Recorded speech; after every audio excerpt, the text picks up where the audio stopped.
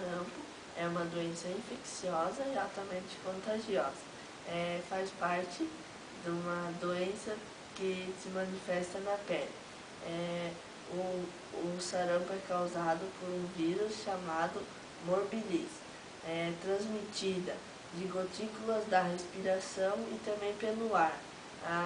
O período de contaminação inicia de 3 a 4 dias antes e de 4 a 5 dias após o surgimento das lesões na pele. Os sintomas é febre muito alta, tosse intensa, coriza, conjuntivite e depois, quando acontece, pele áspera e avermelhada. E também dá para perceber que a bochecha permite identificar pequenos pontos brancos e amarelados. Como se faz o diagnóstico? A história do paciente e o exame clínico permite o diagnóstico na quase totalidade dos casos.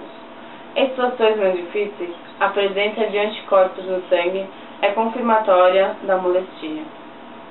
Como se trata? Na imensa maioria das vezes, o tratamento é voltado para diminuir os sintomas como febre e tosse, ou para combater algumas complicações quando anticorpos são usados.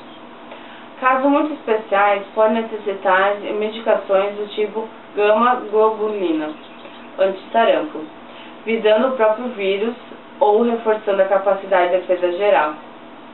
Prognóstico.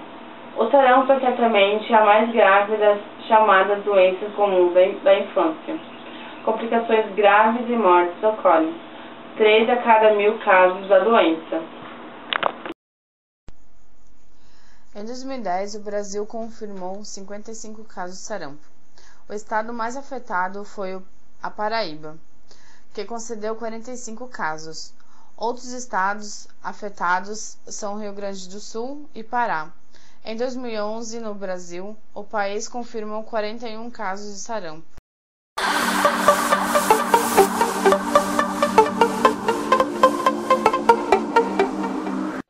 É causada por um vírus envelopado com RNA de cadeia simples.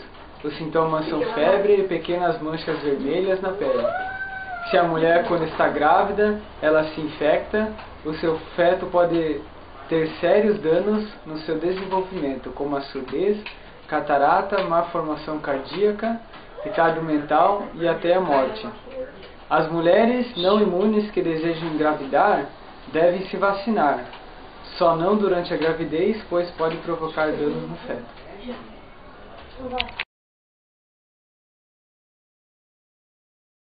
O diagnóstico clínico só é confiável quando feito pelo médico, e os sintomas são parecidos com os de muitas viroses, inclusive com a gripe comum. E é necessário exame de detectação de anticorpos no sangue. Na verdade, não existe um tratamento específico contra esse vírus, e são poucos os pacientes que precisam de um tratamento para os sintomas, que geralmente são analgésicos comuns. A infecção por rubéola deve ser prevenida através da vacinação, e é recomendado dar a primeira dose da vacina entre 12 e 18 meses de idade, em todos os adultos que ainda não tiveram contato com a doença. E as pessoas que estiverem com a doença devem ficar afastadas de outras pessoas durante o período dessa doença.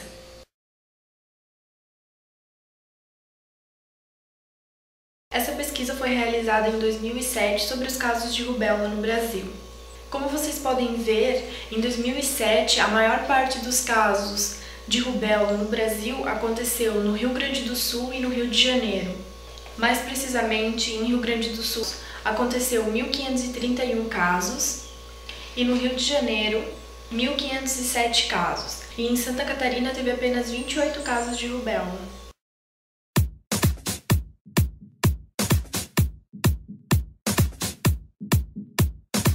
Corpos no sangue é confirmatória da molestia.